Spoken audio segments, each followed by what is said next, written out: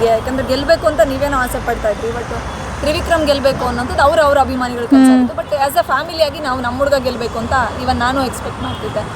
So ಆ ಟೈಮಿಗೆ ದೇವ್ರನ್ನ ಬೇಡ್ಕೊಳ್ತಾ ಇದ್ರಾ ಹಿಂಗೆ ಏನು? 100% ಬೇಡ್ಕೊತಾ ಇದೆ. ವಿನ್ನರು ಅಂತ ಅನೌನ್ಸ್ ಮಾಡಿದ ಕೂಡಲೇ ಆ್ಯಕ್ಚುಲಿ ನಾನು ಡ್ಯಾನ್ಸ್ ಮಾಡಿದ್ದಿದ್ದೆ ಮನೇಲಿ. ಹೌದು.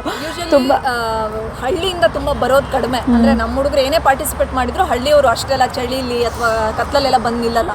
ಬಿಡದಿ ಹತ್ರ ಬಿಗ್ ಬಾಸ್ ಮನೆ ಮುಂದೆ ನಾವು ಇದ್ದು ನೋಡಿದಾಗ 2 ಗಂಟೆ ಆದರೂ ಜನ ಅಲ್ಲಿಂದ ಕದಲ್ತಾ ಇಲ್ಲ. ಅಂದರೆ ಅವನು ನೋಡ್ಬೇಕು ಆ ಕ್ಷಣಕ್ಕೆ ಅಂತ. ಬಟ್ ಅವನನ್ನ ಕ್ಯಾರ್ವಾನಲ್ಲಿ ಕರ್ಕೊಂಡು ಹೋದ್ರು ಅಂತ ಅಷ್ಟು ಜನ ಹೇಳ್ತಾರೆ, ಕೆಲವರು ಹಿಂದೆಗಡೆ ಇನ್ನೊಂದು ಗೇಟಲ್ಲಿ ಕರ್ಕೊಂಡು ಹೋದ್ರು. ಏನೇ ಆಗಿರಲಿ ಅವನು ನೋಡಬೇಕು ಅಂತ ಅಷ್ಟೊಂದು ಜನ ಕಾದಿದ್ದು ಎಷ್ಟು ಖುಷಿ ಕೊಡುತ್ತೆ ಅದನ್ನೆಲ್ಲ. ತುಂಬ ಖುಷಿ ಆಗುತ್ತೆ ಮ್ಯಾಮ್. ಅವ್ನು ಬಂದಿದ್ದ ರೀತಿಗೂ ಅವನಿಗೆ ಇವತ್ತಿಗೆ ಇಷ್ಟು ಫಾಲೋವರ್ಸ್, ಫ್ಯಾನ್ ಫಾಲೋವರ್ಸ್ ಇದ್ದಾರೆ, ಅವನನ್ನು ನೋಡೋದಕ್ಕೋಸ್ಕರ ಕಾಯ್ತಿದ್ದಾರೆ ಅಂದರೆ ಅದು ಹೆಮ್ಮೆ ಪಡೋ ವಿಷಯನೇ. ತುಂಬ ಖುಷಿ ಆಗುತ್ತೆ. 4 ತಿಂಗಳು ಯೂಶ್ವಲಿ ನಾವು ದುಡ್ಡು ಯಾವುದಕ್ಕಾದ್ರೂ ಇನ್ವೆಸ್ಟ್ ಮಾಡಬೇಕು, ಅದರಿಂದ ಆಮೇಲೆ ನಮಗೆ ಆದಾಯ ಬರೋದು ಅದೆಲ್ಲ.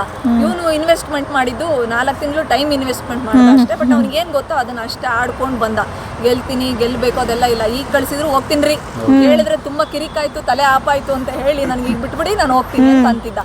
ಬಟ್ 50 ಲಕ್ಷ, ಅದರಲ್ಲಿ 15 ಬರಲಿ 20 ಬರಲಿ 25 ಬರಲಿ ದಟ್ ಸೆಕೆಂಡ್ರಿ. ಏನು ಮಾಡ್ತಾನೆ ಅನ್ನೋದು ಒಂದು ಕ್ಯೂರಿಯಾಸಿಟಿ ಇದೆ.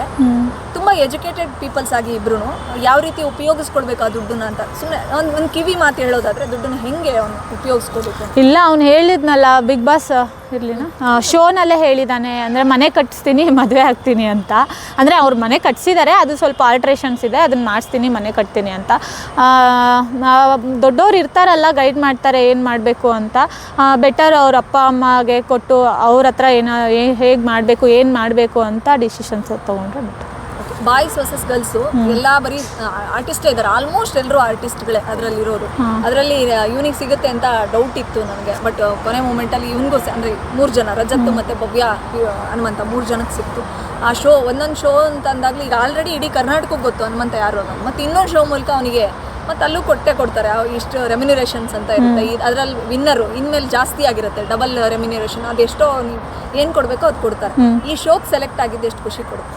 ತುಂಬ ಖುಷಿ ಆಗುತ್ತೆ ಮ್ಯಾಮ್. ಎಷ್ಟೆಲ್ಲ ಹೇಳಿ 100% ಖುಷಿ ಆಗುತ್ತೆ. ಅಂದರೆ ಇವಾಗ ಬ್ಯಾಕ್ ಟು ಬ್ಯಾಕ್ ಅವ್ನಿಗೆ ಏನೋ ಒಂದು ಚಾನ್ಸಸ್ ಅಥವಾ ಸ್ಟೇಜ್ಗಳು ಸಿಗ್ತಾ ಇದೆ ಅಂದರೆ ಅವನು ಒಳ್ಳೆ ರೀತಿಲಿ ಅದನ್ನು ಯುಟಿಲೈಸ್ ಮಾಡ್ಕೊತಾ ಇದ್ದಾನೆ 100%. ಅವನು ಗೊತ್ತಿದ್ದೋ ಗೊತ್ತಿಲ್ಲದೇನೋ ಅದೊಂದು ಇನ್ನೋಸೆನ್ಸಿಂದ ಅವನು ಎಲ್ಲ ಒಳ್ಳೆಯದೇ ಆಗ್ತಾ ಇದೆ ಎಲ್ಲಿ ಹೋದ್ರೂ.